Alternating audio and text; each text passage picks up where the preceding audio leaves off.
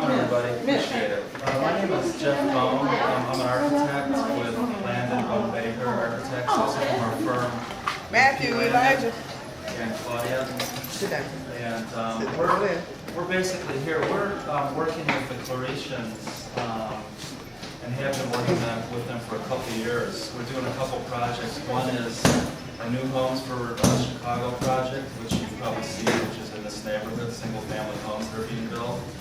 And also, we're doing this exciting kind of larger kind of neighborhood context project called Bush by the Lake.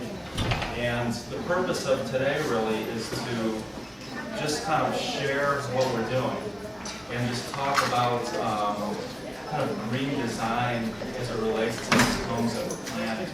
The stuff that we're going to show today is kind of initial ideas about houses that we're going to build. And I think what we'd really like to do is get some feedback from some of the neighborhood residents, and that's the goal. And I brought kind of a number of slides to go through that, but I thought what we could do real quick is just go with some smaller groups, and part of the lead for homes, there's a checklist that basically we go through as a group. We thought we could break into small groups, and just essentially, the goal is to be kind of have a general overview of things. We don't want to get too specific, but we just want to kind of start to break the ice and talk about some various possibilities for green buildings. The goal is to then have a series of these kind of charrettes where we get into more and more detail kind of as we go along. So I thought we could spend a little bit of time trying to fill this out. Yeah. A charrette is basically when people come together and talk about a design or a community or an issue, and we kind of brainstorm various ideas and then come up with maybe bullet points of kind of desires or dreams or things that people want to see in this project, and that kind of is built on it. Usually there's a series of meetings. And anyway, then we could have, we'll break down into small groups, we can go through this, and then at the end, everybody can, we can present to each other and just kind of go through and summarize some of the ideas that we talked about in small groups. So it could be fun. So hopefully everybody's able to spend, I think we have till noon, so we've got about an hour and a half or so to do this. 11:45. 11:45. Okay, so I gotta start talking now. Can everybody see this? Is this okay? Everybody can move closer. Yeah, why don't Move we- your chairs closer. Can everybody pull in a little bit? You don't have to sit at the table. Your connections are out there. Move your chairs out. Yeah. This is our firm, Landon Bone Baker Architects. We kind of specialize in affordable housing. Most of the projects that we do are affordable housing, and over the years, the projects have become kind of more and more green and energy efficient. And we like to show this slide, kind of kick things off. This was a competition that the city of Chicago had for Green Homes for Chicago. I think, what was that? 1999? No, maybe 2000.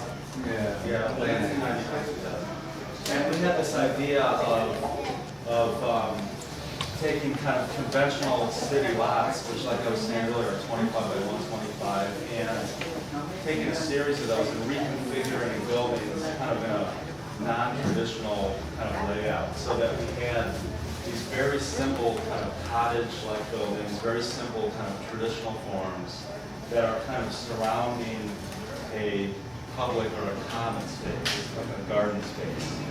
And so the idea is that everybody would be able to contribute to that space and grow vegetables, hang out, have parties and barbecues, and it would be a public space. And so you kind of entered the whole development through that central garden, and then everybody had an individual home that was a green home, and it had various degrees of greenness and energy efficiency. An outside porch that faced onto the garden, so that you could have kind of a semi-private space. You could hang out outside your house, still be connected to that public space and greenness, and still be kind of attached to your house. So this was our plan. This was kind of our, I guess, dream. You know, we were kind of really into this idea. And some of the goals that we had stated for this was, number one was affordability. We really wanted to make this affordable for a broad cross-section of people to have access to. We wanted to have local resident employment to kind of plan and kind of build the buildings, kind of similar to what we're doing today, kind of come together as a group and talk about various issues. We wanted to consider the orientation, so capture kind of natural orientation, the way the sun shines, and kind of gain and utilize some of those things that are free: wind direction, sun orientation, natural ventilation. We want to have efficient mechanical systems, and essentially heating and cooling would be as much natural as possible, but then for the extremes, have systems that were very efficient. Proper insulation. In affordable housing, insulating the building is a big deal. It's most of what energy efficiency can be. So they have as much insulation as possible in the buildings. We wanted to have areas for people to be able to plant gardens kind of on the site, which is really important. And a place to compost, kind of, do be sustainable with our gardening, and also recycle. So it was really, the idea was not just about the building, but it was about the building kind of in a larger context.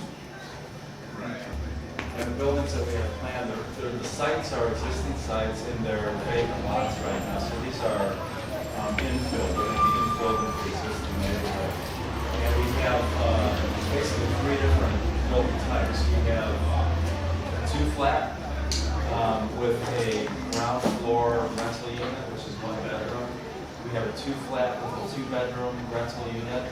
And then we have, and the idea with those 2 flats is that they're kind of owner occupied, so that one person will buy 2-flat and live in one of the units and then have rental income that will pay for the mortgage. And then the third building type is kind of is loosely called a condominium, but it's a 6-flat with 6 units that are all on the same floor, and they're all 3 bedrooms and about 1,200 square feet. And we've got, so let's see, we have four units with 2 buildings that are the 1 bedroom, 2 flats, 3 buildings that are 2 bedroom, and then we have 18 units or 3 buildings with 6 flats. This is a lot of times when we're designing these projects, the existing streetscape is something that we look at right away to make sure that the buildings that we're putting in kind of work scale-wise. Most you can see that there's quite a variety. At the top is the west side of Burley Avenue. Most of the buildings are 2 and 3 stories. You see the vacant lots that we're going to fill in. So there's a real kind of interesting vernacular, really interesting variety of buildings already. This is really hard to see. I apologize for this. Let me just point. What we've done is we've taken we've drawn the existing streetscapes, and these are the new buildings that are going to be inserted into the streetscape. You kind of see. Yeah. These are the 2 flats, and then here, this one right here is one of the 6 flat units. So there's 6 units, 6 apartments in that.